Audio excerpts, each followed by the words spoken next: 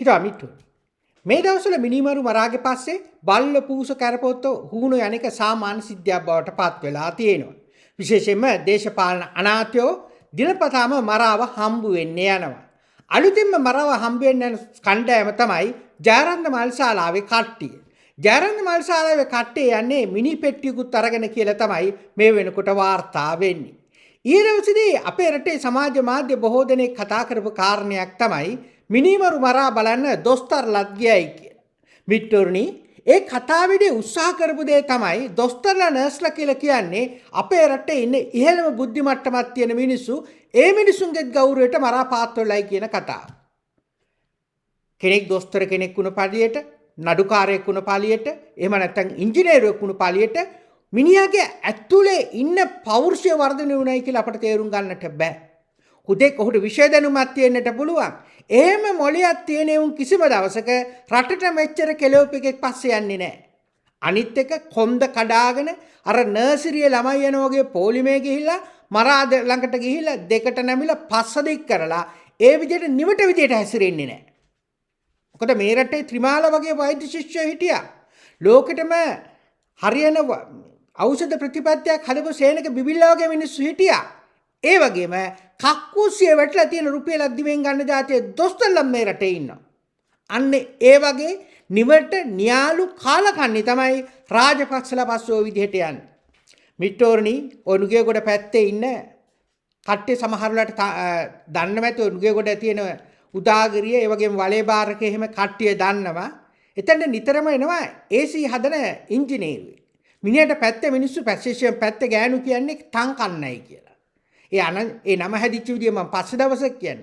කොහොම හරි මේ මහින්දගේ හැසිරීම සහ තන්කන්න කියන කතාව අතර බොහොම කිට්ටු සම්බන්ධයක් තියෙනවා.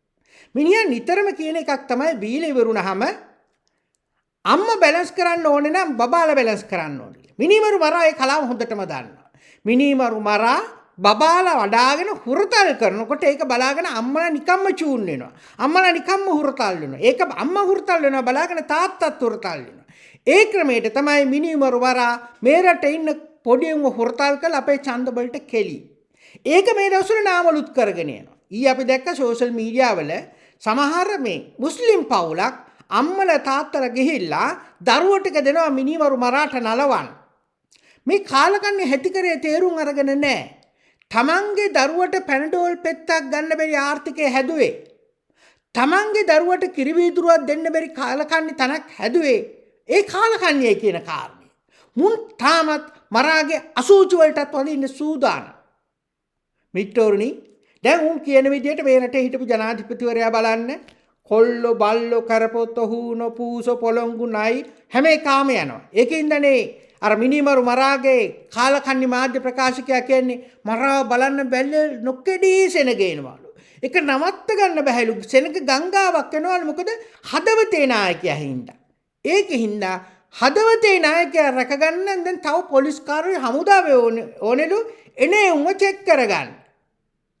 මිට්ටෝර්නි පළවෙනි ප්‍රශ්නේ තමයි මිනිමරු මරා බලන්න කවුරුත් කැමැත්තෙන් ඉන්නේ නැහැ. මේ ඔක්කොම සංවිධානය කරපුවා. ඊය දැක්කනම් අර දොස්තරලා ටිකයි නර්ස්ලා ටිකයි ආපු විදිය හිරිගිතේ බෑ. කොටිම අපි ඉස්කෝලේ යන කාලෙවත් අපි ඔහොම විදියට කාගවත් පස්සේ පොලිමේ ගිහිල්ලා නැහැ.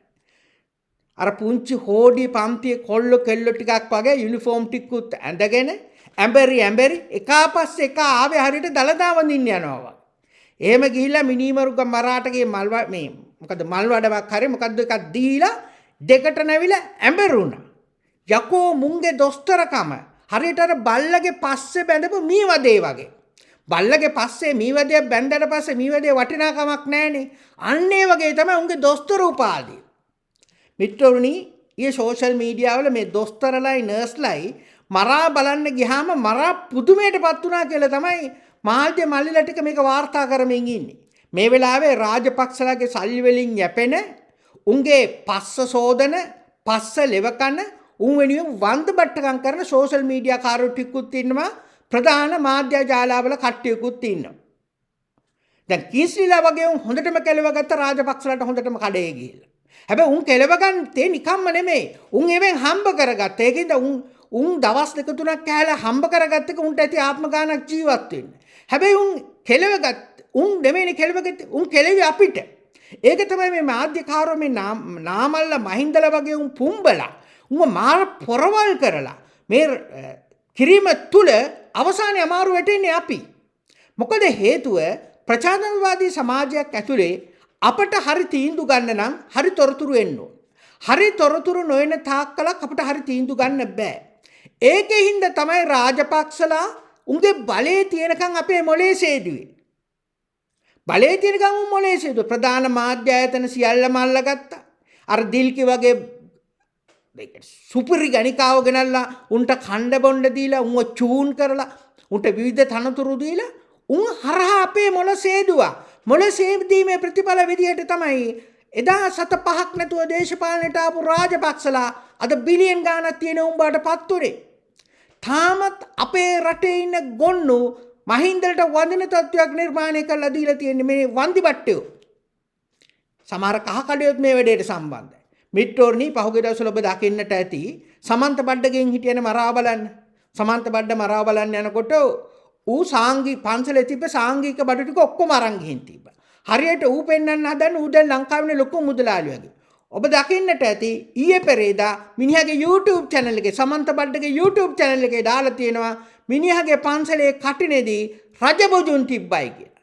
සාමාන්‍යයෙන් අපි දන්න විදිහට අපේ රටේ වික්ෂුන් වහන්සේ නමක් කියලා කියන්නේ නැත්නම් බෞද්ධයෙක් කියලා කියන්නේ බොහොම අල්පේච්ඡ ජීවිතයක් ගත කරන පුද්ගලෙක්. එහෙම නැතුව අර බොරු ආටෝපදාගද එහෙම නැත්නම් තමන්ගේ බඩට ඔරොත්තු නැති ප්‍රමාණයට කන බොන එහෙම බඩජාරී කමක් නෙමෙයි අපේ රටේ මේ බෞද්ධයෝ කෙනකින් අදහස් කරන්නේ. හැබැයි සමන්ත බඩට තියෙන ඒ වගේ ඒවා. සමන්ත බඩ කියලා කියන්නේ රාජපක්ෂ නිකායේ ඉන්න මහානායකයා වගේ එකක්. මොකද ඌ තමයි මේ දවස්වල රාජපක්ෂ වෙනුවෙන් කස ගහන වැඩේ කරන්නේ. ඒ වගේම ඔබ දන්නවා ජපානයේ පැත්තේ ඉන්න ගල් සාදු කෙනෙක්. මිනිහා ඔබට මතකද එක් අවස්ථාවකදී අර කොල්ලෙක්ව කාමරේ දාගෙන වහංගදලා ජපානයේ අන්තිමට දෙමෝපියෝ ඇවිල්ලා ගහලා ඒක නෙට් එක හතර වටේ ගියා. මිනිහා ඊයේ පෙරේද කියනවා දැන් මිනිමරු මරාට මේ ආරක්ෂාව නොදුන්නොත් ඌ ගිනි තියාගෙන මැරෙනවා. මිත්‍රෝනි හරක් වෙනුවෙන් මැරෙන හරක් ඉන්නවද ලෝකේ? දැන් හරක් වෙනුවෙන් මැරෙන හරක් අපි අහලා නැහැනේ. අන්න ඒ වගේ හරකෙක් තමයි මු. මේ වෙනකොට සමස්තයක් විදියට අපේ රටේ පහුගිය 70 ඇතුළත අවුරුදු 70 තුළ නොවිච්ච සම්යම් දේවල් සිද්ධ වෙනවානේ. දැන් අල්ලස් කොමිසම ක්‍රියාත්මක වෙමින් තියෙනවා. ඒකේ ප්‍රතිඵල විදියට එකපස් එක දේශපාලුව ඇතුළට යමින් තියෙනවා. මොකද මේ ආණ්ඩුව එන්නට ඉස්සර බොහෝ දෙනෙක් අල්ලස් දූෂණය ගැන ලියපු ලේඛකයෝ කියපු කාරණයක් තමයි පහුගිය අවුරුදු 70 එකම දේශපාලඥයෙක්වත් හොරකම් කරාට මරකම් කරාට දූෂණ වලට සම්බන්ධ වුණාට දඬුවම් වින්දේ නැහැයි කියන්නේ. හැබැයි අද වෙනකොට ඒක වෙනස් වෙමින් තියෙනවා. සහ වෙනස් කරමින් තියෙනවා. හැබැයි මේක ආපස්සට හරවන්න තමයි මේ වෙනකොට මේ ජනතා ද්‍රෝහී කාලකණ්ණි හැටි කරේ එක පෙරමුණට එන්නේ. දැන් ඊයේ දවසේදී සජිත් මාධ්‍ය නිවේදනය නිකුත් කළා කියලා තියෙනවා. දැන් රනිල් එක්ක ඒගොල්ලෝ එකතු වෙලා වැඩ කරනවලු. සජිත් රනිල් නාමල් එකේ නයි පොළොංගු මුගටි ඔක්කොම එක කොටයක් උඩ නැගලා උන්ගේ ආරක්ෂාව වෙනුවෙන් සූදානම් වෙනවා. මොකද මුන් සියලුම දෙනා එක පන්තියක්. උන් හැමෝම යැපෙන්නේ අපේ ලේ බීලා. උන් හරියට මාපිලෝ වගේ. ඒ හින්දා අපේ ලේ බොන්න නම් අපිව අන්ද ගැනීම අවශ්‍යයි. මොකද අපේ මොලේ හේතුවේ නැත්තම් ඊළඟ ඡන්දෙට උන්ට අපට තවදුරටත් අපිව අන්දගෙන අපේ කරේ නැගලා පාර්ලිමේන්තුව යන්න බෑනේ. දැන් එලි වෙලා තියෙනවා අර සජිත්ගේ මහම්මණ්ඩින්නේ මං කියන්නේ මේ ප්‍රේමදාසක මහම්මණ්ඩිගේ නෙමෙයි සජිත්ගේ මහම්මණ්ඩින්නේ. ඒ මහම්මණ්ඩිගේ සහෝදරයෙක් ආවනේ පාර්ලිමේන්තුව අර මේ පාර්ලිමේන්තුව ඉස්සරහන ඔන්න වෙන්න තියලා පාර්ලිමේන්තුවට හපුතලේ පැත්තෙන් මිනිහා කෝටි 9ක් දීලා තමයි മന്ത്രിකම අරගෙන තියෙන්නේ. දැන් ඒකයි මේ දවස්වල ආපහු පාර්ලිමේන්තුවේ කෑ ගහනවා. දැන් පේන කාරණේ තමයි මුන් අපේ ඡන්ද පවා ඒවට මූල්‍ය වටිනාකමක් දීලා එහෙට මෙහෙට ගනුදෙනු කරනවා. මේක වළක්ව ගන්න නම් අර අම්මා හොරතල් කරලා මේ දරුවෝ හොරතල් කරලා අම්මා වෙනස් කරන දේශපාලන අපි වෙනස් කරගන්න වෙනවා. අම්මා දරුවා හුරතල් වෙනකොට අම්මා හුරතල් වෙන විදිය බලලා තාත්තා හුරතල් වෙලා හත්මුතු පරම්පරාව මෙහෙම ගිහිල්ලා මේ වගේ කාලකන්ණි දේශපාලුවන්ට කතරේ ගහපු හින්දා තමයි අද අපිට හතේ හත වැදිලා නන්නත්තර වෙන්න සිද්ධ වෙලා තියෙන්නේ. මේ වෙලාවේ අර නාමල් කියන කාලකන්ණි හොර පෙරක දෝරුවා තමන්ගේ ගෑනිත් එක්ක අලුත්ම ෂෝ එකක් දාගෙන යනවා. මම දැක්ක අද සෝෂල් මීඩියා වල තියෙන මිනිහා 3 wheel වලත් යනවා. මිට්ටෝරුනි නාමල්ගේ ගෑණි කියලා කියන්නේ මහින්ද රාජපක්ෂ ගෑණිටත් වඩා දරුණු ගෑණි.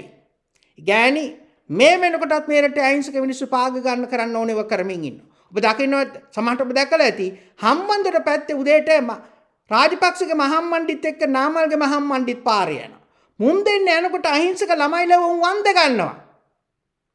මේ කොහෙවත් ඉන්න කාල කන්නේ ගෑනුන්ට තමන්ගේ ළමයි ලව්ව වන්ද ගන්න දෙමෝපියන්ට ඉස්සලා ගහන්න ඕනේ.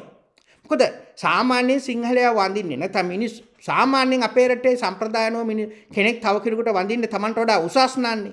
හැබැයි තමන්ගේ දේපල හොරකම් කරපු තමන්ට කෙලවපු තමන්ගේ දේවල් තමන්ගේ රීරි මාංශෙම උරා බීපෙවුන්ට වඳින නිවට જાතියක් බවට දැන් මේනකොට හම්බන්තොට ඉන්න සමහර ළමයි පත් කරමින් ඉන්නේ. ඒ නිසා මිත්‍රෝනි මේ தত্ত্বය වෙනස් කරන්න අපි හැමෝටම වගකීමක් තියෙනවා. ඒ වෙනුවෙන් අරගල කිරීම අපේ වගකීමක් වෙනවා. ඒ නිසා මිත්‍රෝනි අරගල ජයග්‍රහණයක් කමිටුව ඔබට සිහිපත් කරමින් මා ඔබෙන් සමුගන්න. ඔබ සැමට ජය.